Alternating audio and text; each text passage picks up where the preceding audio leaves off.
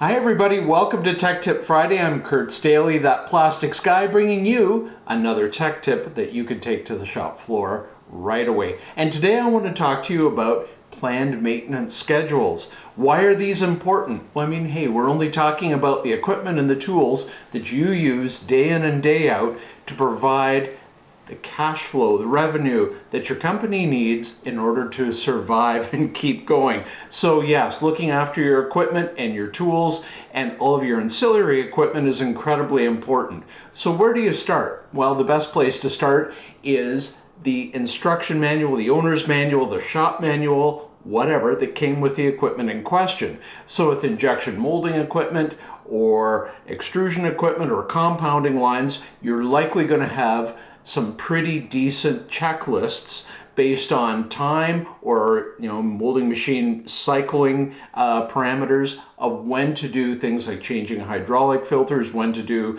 inspections of any slides, moving parts, that type of thing. With your tools, this is a little bit different because every tool is different. You have to work with your tooling partner or your tooling engineer to come up with the planned maintenance schedule that's appropriate for the tool in question. Why is that important? Every tool being different, you're going to have different combinations of ejector pins, sliders, backing plates, hydraulic cores, all sorts of things.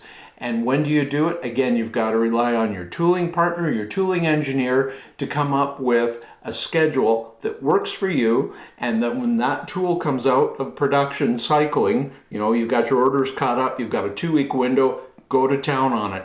Tear it down, inspect, replace the components, you're back ready to make money, which is what we're all here to do. We have to make money to keep our companies going, and planned maintenance when you're on the shop floor is how you ensure that your plant runs as best as it possibly can. And that's my tech tip for today. So have a great Friday, a great weekend, and we'll talk to you again next week. Take care. Bye for now.